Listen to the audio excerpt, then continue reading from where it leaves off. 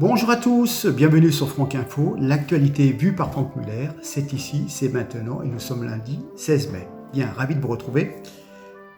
Le thème général va être l'Ukraine et bien sûr, bien entendu, on va parler de l'Eurovision.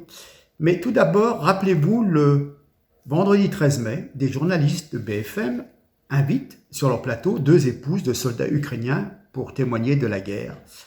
Katerina Prokopenko et Yulia Fedosiuk sont ainsi mariées à des membres du régiment Azov. Vous savez, ceux qui ont la jolie petite croix, hein?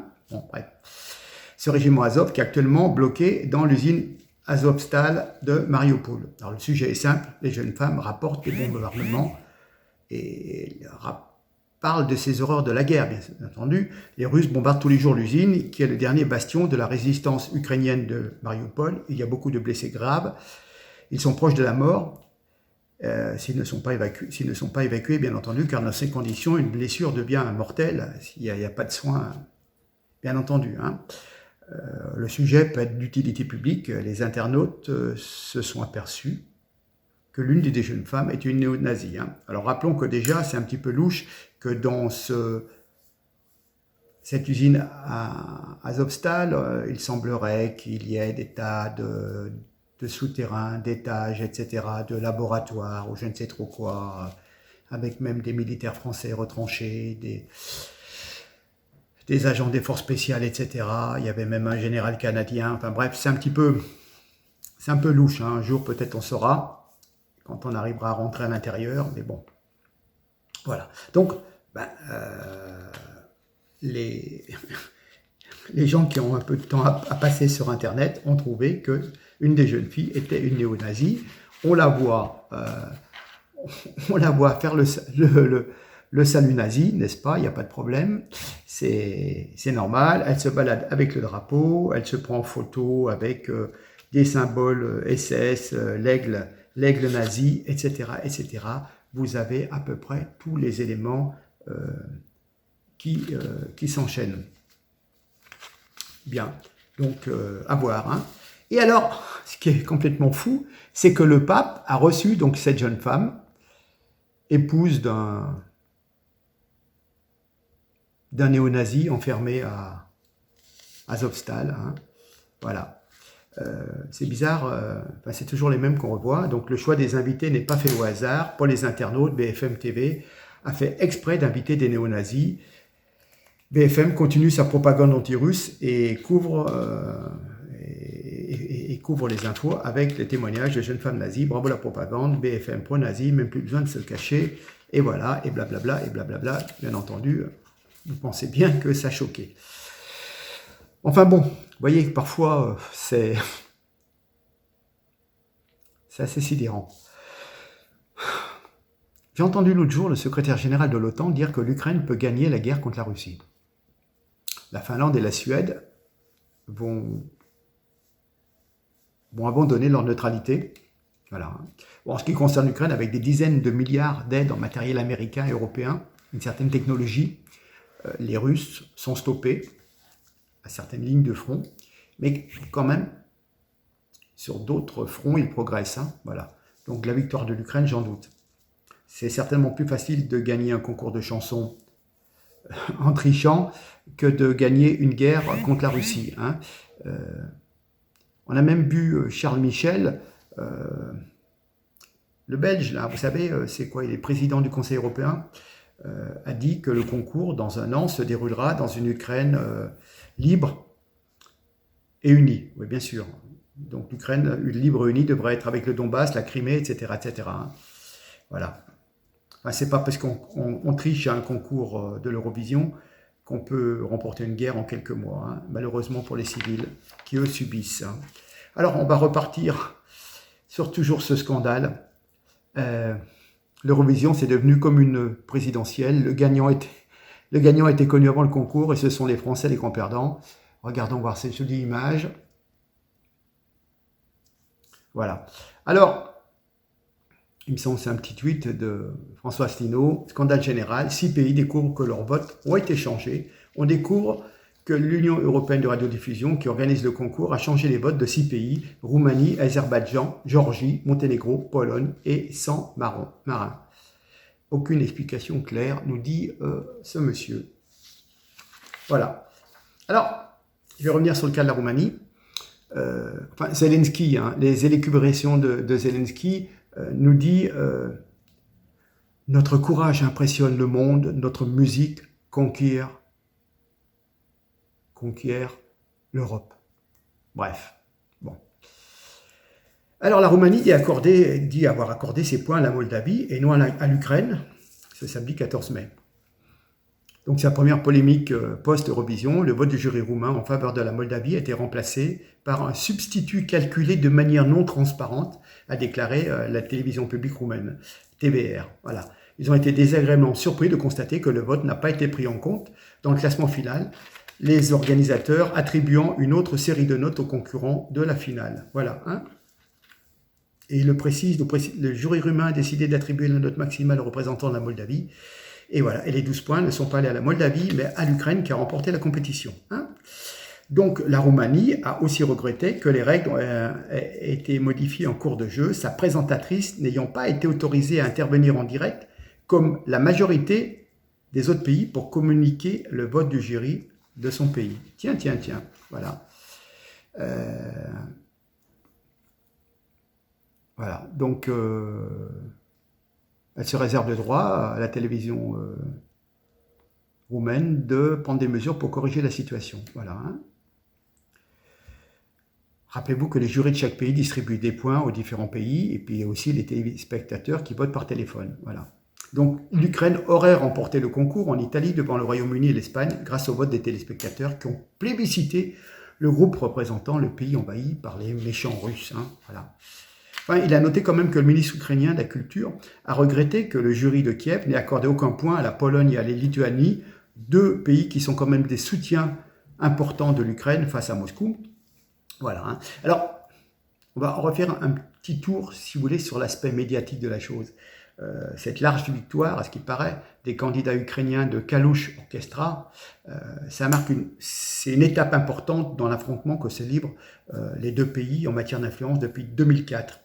Déjà, l'État ukrainien, né en 1991 de la dissolution de l'URSS, cherchait à affirmer son identité linguistique, culturelle, médiatique et donc nationale sur la scène européenne face à l'hégémonie politique, culturelle et économique russe. Voilà. C'est une espèce de version symbolique de la lutte de David contre Goliath. Voilà. Donc, ils se sont toujours affrontés durant le concours de l'Eurovision. Notamment, rappelez-vous, une chanteuse qui s'appelait Ruslana. Elle fut en effet par la suite députée en 2006-2007 au Parlement ukrainien, ce qu'on appelle la Rada, car elle avait été la première gagnante en 2004. C'était la première fois depuis l'entrée de l'Ukraine en 1993, voilà, dans l'Office européen de radiodiffusion, puisqu'avant elle était sujette de l'URSS. Voilà. Donc cette victoire avait permis à l'Ukraine, conformément au règlement du concours, d'accueillir pour la première fois les phases finales de la compétition et donc de bénéficier d'une très vaste exposition médiatique de la capitale provinciale d'un État oublié de l'ex-URSS. Kiev devenait une capitale attrayante et dynamique, devenue bien occidentale, bien distincte de Moscou dans ses représentations collectives, dans les représentations collectives européennes, comme l'Eurovision. Voilà. Donc, rappelez-vous, Ruslana gagne en 2004, cela conjugué avec le concours organisé à Kiev en 2005, et cela contribue à la manifestation de l'identité ukrainienne face à un très grand public européen. Évidemment, cette identité aujourd'hui est un petit peu contestée dans les discours, par les armes aussi, dans l'invasion de l'Ukraine. Voilà. Donc, l'Eurovision constitue pour Moscou comme pour Kiev un enjeu restreint, mais véritable. Voilà, il permet de s'adresser directement aux opinions publiques de l'Europe entière, du continent au sens large, de la Scandinavie au Maroc, du Portugal au Caucase. Voilà, au Caucase, oui. Voilà, vous voyez comme quoi que parfois, simplement, un concours de chansons peut avoir des modifications, des intérêts, des motivations très, très, très politiques. Je voudrais terminer. On va terminer avec... vous savez, je vous ai présenté Adrien Boquet, qui revenait donc d'Ukraine. Et il récit, il explique bien qu'il a plein de vidéos, etc., sur les atrocités des soldats ukrainiens, notamment du régiment Azov. Et donc, je vous passe 3 minutes d'interview pour ceux qui n'auraient pas vu mes vidéos précédentes concernant ce jeune homme. Et on va terminer avec tout ce qu'il a pu nous dire sur les assassinats de soldats russes. Voilà. Ceci, je le répète, parce que des gens semblent complètement oublier ce que je peux dire, cela n'excuse pas éventuellement les massacres ou crimes de guerre qu'il peut y avoir du côté russe. Mais ce que je veux bien rappeler, c'est que les Ukrainiens à qui nous fournissons des armes ont parfois des gentilles petites croix symboliques d'une Allemagne nazie que nous avons vue sur notre sol de 1939 à 1944-45. Ceci étant dit, je vous laisse déguster l'interview de ce jeune Adrien Boquet. Voilà, je vous dis à très bientôt. Je vous remercie de votre attention. Je vous salue et à très bientôt. Au revoir. Donc j'ai eu la cellule de crise du ministère des Affaires étrangères. Voilà, je le dévoile aujourd'hui à votre antenne. Du coup, qui a été mis au courant à ce moment-là que je venais d'être relâché et que je l'ai mis au courant de tous les crimes dont j'avais été témoin si jamais il m'arrivait quelque chose. On verra par la suite ce que je ferai de ces images parce que pour l'instant, j'ai pas confiance. J'ai vraiment peur que les images que j'ai aujourd'hui se retournent contre moi. Je vous dis sincèrement. Qu'elle puisse servir la propagande russe, par exemple, qu'elle puisse être instrumentalisée par alors, la machine de. C'est pour ça que pour l'instant je les garde et c'est moi qui les présente ces images. Je ne veux pas que quelqu'un d'autre les présente. Comme ça reste la vérité et c'est pas quelqu'un d'autre, vous avez compris, qui va faire son histoire avec mes images. Vous dites qu'on a fouillé votre téléphone en Ukraine. Comment vous avez pu garder les images? Alors, vous savez, il existe maintenant enfin, vous devez le connaître, pour les petits voyous ou autres, vous avez des applications cachées derrière une application. Genre une calculette, vous faites un certain code, c'est exactement ça. En fait, j'avais caché ces photos, et quelques vidéos là, j'avais bien fait. Et au moment, c'est vrai que je n'ai pas expliqué, mais j'ai quand même été retenu pendant une dizaine d'heures, et on a fouillé mon téléphone, etc. On a vérifié ce que je faisais en Ukraine et tout. Bon, moi j'étais clean, hein, tout ce que je faisais était réel. J'ai ramené 150 photos et vidéos de tout ce que j'ai fait en Ukraine. Parce que si jamais on remet en question mon humanité en Ukraine, parce que vous savez, ça parle vite, hein, vous avez vu, je suis pro-russe maintenant apparemment. Donc voilà, donc j'ai quand même toutes ces preuves aussi de mes activités en Ukraine. Ils ont vérifié tout ça, j'ai été du coup entre guillemets relâché. À partir de là, j'ai senti un petit peu le danger et du coup, j'ai été exfiltré en Slovaquie. Par des amis à moi, enfin entre guillemets mercenaires français qui étaient sur place. Je sentais que potentiellement j'aurais pu avoir des problèmes sur place par rapport à tout ce que j'avais vu. Et le fait d'avoir été retenu pendant 10 heures et avoir été questionné, ça veut dire qu'il y avait des personnes sur place qui commençaient à se dire peut-être que lui a vu peut-être trop de choses sur place à ce moment-là. Voilà, c'est mes déductions à moi, mais je pense que c'est aussi une déduction logique. Du coup, même à ce moment-là, à ce moment où c'est arrivé, j'ai mis au courant le ministère des Affaires étrangères. Donc j'ai eu la cellule de crise du ministère des Affaires étrangères.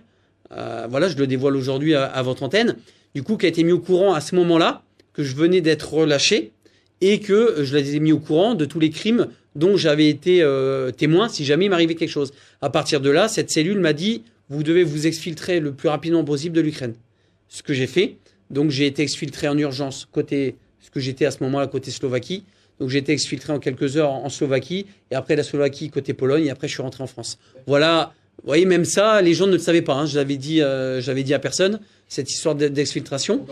Mais ouais, j'ai l'impression que de toute façon ma vie c'est, vous avez vu, hein.